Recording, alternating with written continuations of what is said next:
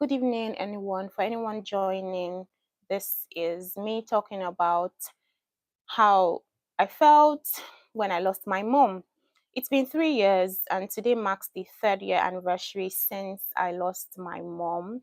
And I thought to document some of the emotions, the way I felt, the events that happened, and just generally talk about it. I think that it's a good time to talk about what happened.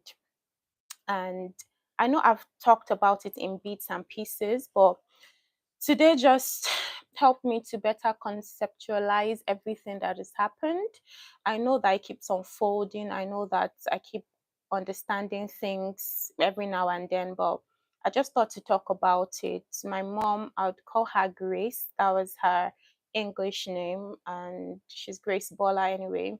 But I really liked the name Grace because it typified her existence, and it just really resonated with me. That name really resonated with me.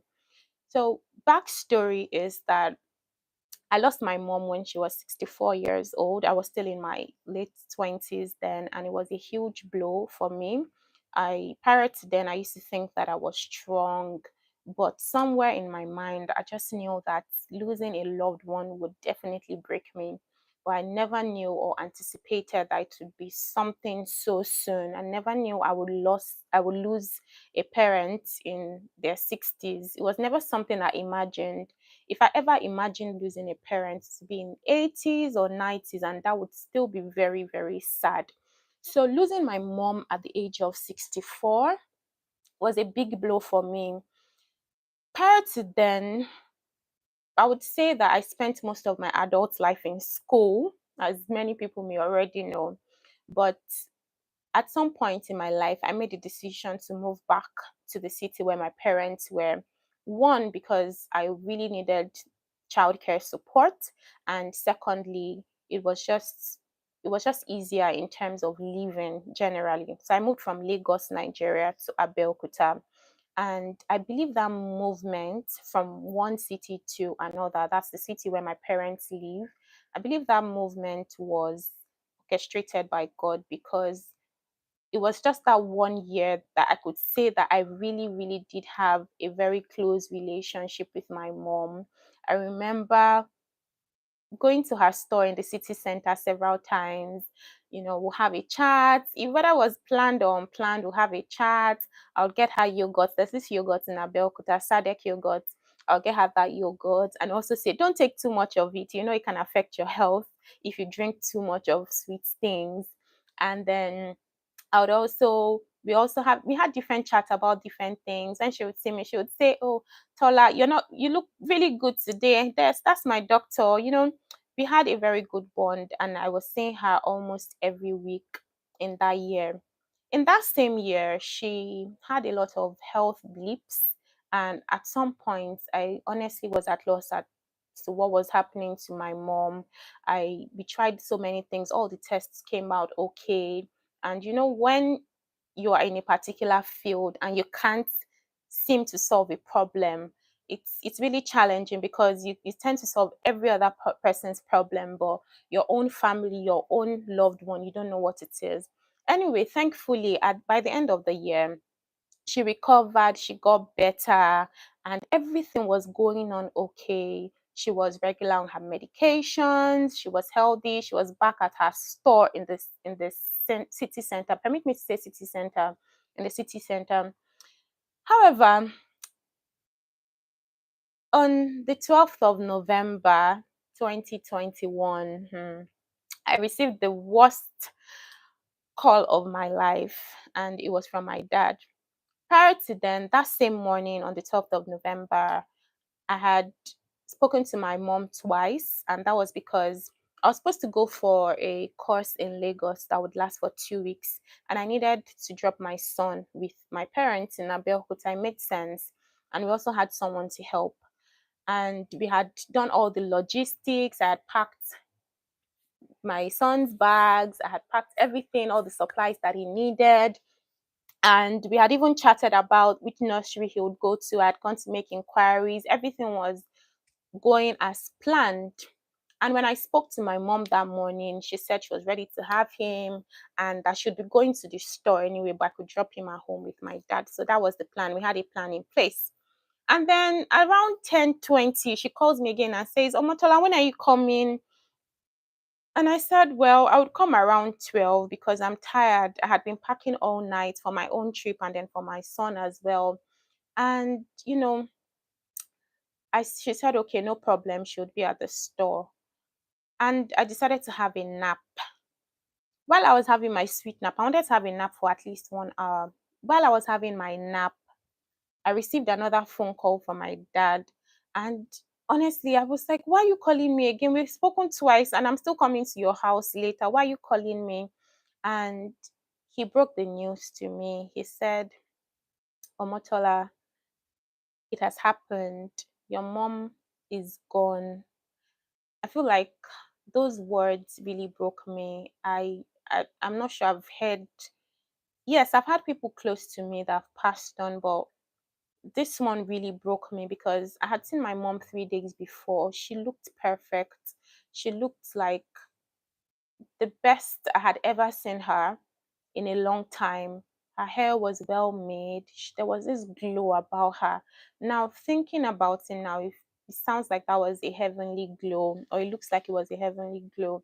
There was this radiance about her. And I even teased her and said, ah, mommy, you look really nice. She was like, yes, I'm just taking care of myself. I remember her and I'm so glad that I have that image in my head. And that's something I'm going to forever treasure because she looked really radiant. Her face was bright.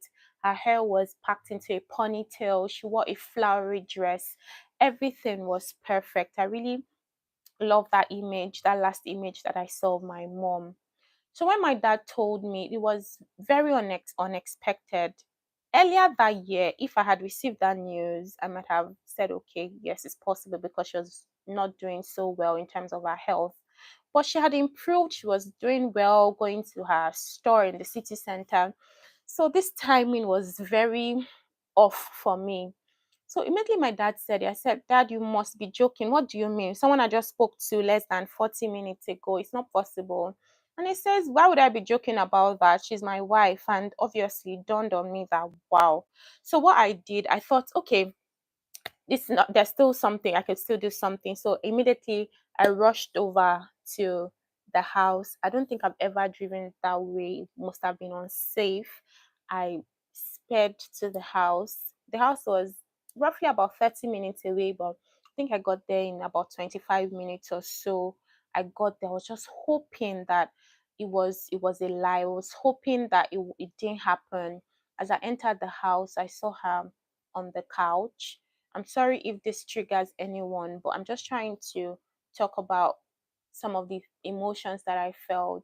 And for the very first time in my life, I say for the very first time, I called my mom and there was no response. There was none at all. Like, there was no response. I could not believe it. Many times we feel like this person will always be there. This person is going to always be there for us. She was ready to be there, but there was no life in her anymore. And because I understood the finality of death, the fact that I could not see something on social media and send to my mom and say, oh, mom, can you relate with this? The fact that we could not share our inside jokes, the fact that I could not just walk into the house and open the pot and see something, the fact that I could not just sit with her and then we'll chat about things or just gist generally, the fact that that was never ever going to happen, the fact that I would not open my phone and see something that she said that was probably annoying and me filming and telling my sisters, I see what your mom is doing. The fact that all of that was going to end, it really broke me. It broke me. It made me, I don't know. I don't know. I was very sad about it, obviously. It was something that I still cannot process. I still cannot process it. It's something that really took a hold of me, and I just thank God for that comfort that He gave me. So the worst part is that I then had to break the news to my other sisters because I was the first person at the site, and it was tragic. But again, I just thank God. I thank God. So remember I said I was going for a tutorial thing in Lagos for 2 weeks, and it was supposed to start that same day, that's 12th of November 2021. And I had paid a handsome amount of money. It was even in pounds, it was a lot of money. And when I spoke to my sisters and my dad about it, they said, oh, well, you still have to go, life goes on. I feel like at that moment, it just made me realize that when it is time, it is time. Nothing waits for anyone. I went for the tutorials in Lagos. Obviously, that was another trying moment of my life. I attended the tutorial, but at the same time, I got lots of calls from my friends, my family, people that I had not heard from in years, some people that I didn't even know, people that were her own friends as well. And you know, it was difficult for me to process everything, attending tutorials, losing my mom, trying to pass my exams, trying to ensure that everybody was okay, trying to say that I'm fine when indeed I wasn't fine, and trying to look after my son, although he was with my in laws. Everything was just very chaotic. And for the first time, I really saw how easily broken one could be. And this is me. I was already in my late 20s. All my siblings were already grown up.